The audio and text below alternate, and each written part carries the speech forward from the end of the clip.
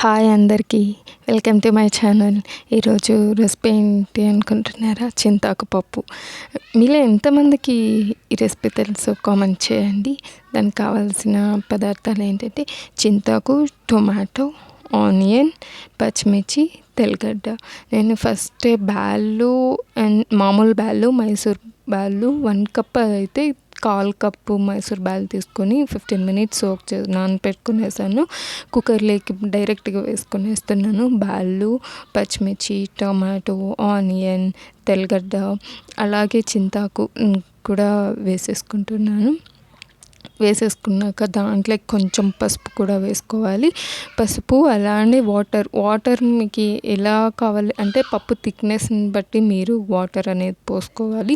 మీకు ఎక్కువ పల్చ కావాలంటే వాటర్ ఎక్కువగా వేసుకోవాలి, లేదు మీడియం కావాలంటే మీడియంగా వేసుకోవాలి. వాటర్ అనేది అడ్జస్ట్ చేసుకొని వేసుకోవచ్చు. అలానే 1 స్పూన్ ఆఫ్ ఆయిల్ వేసుకున్నాను నేను, ఎందుకంటే పప్పు బాగా ఉడకడానికి. సాల్ట్ మాత్రం వేయకూడదండి, పప్పు ఉడకదు కాబట్టి. అలా 3 విజిల్స్ ఉడికించాను. ఉడికిన తర్వాత అలా వెంటనే ఓపెన్ చేయకుండా ప్రెషర్ అంతా పోయాక అలా వదిలిపెట్టేసామంటే పప్పు అనేది బాగా ఉడికిపోతుంది. చూసారా ఎంత బాగా ఉడికిందో. ఇప్పుడు సాల్ట్ వేసుకునేసి ఉడికిపోయాక సాల్ట్ వేసుకునేసి అంతా ఒకసారి మిక్స్ చేసేసి దాంట్లో ఉన్న వాటర్ని తీసేసేయాలి. అలా తీసేస్తే మనకి పప్పు రుద్దడానికి బాగా ఈజీగా ఉంటుంది. ఇప్పుడు పప్పు గుత్తి తీసుకునేసి పప్పు అనేది బాగా రుద్దేశాను. చూసారా ఎట్లా నున్నగా అయిపోయింది. టొమాటో అంత పచ్చిమిర్చి అంత బాగా అయిపోయింది, నున్నగా అయిపోయింది. సో మనం పక్కన పెట్టుకున్న పప్పులో నీళ్ళు కూడా దాంట్లోకి పోసుకొనేసి అంతా ఇలా మిక్స్ చేసేసుకోవాలి. నాకు ఆ థిక్నెస్ అయితే సరిపోతుంది. సో అందుకే నేను వాటర్ అనేది అంత వేసుకున్నాను.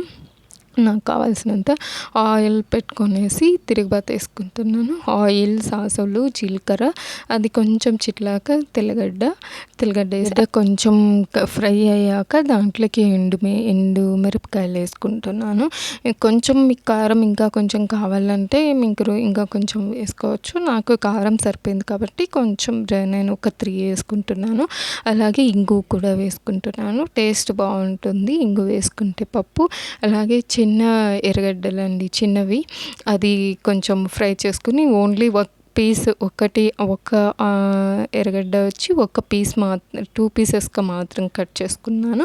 అలా అంతా వేసుకొని బాగా ఫ్రై చేసేసుకున్నాను. అంతా అలా బాగా కలిపెడుతూ ఉంటే మాడిపోకుండా బాగా ఉంటుంది.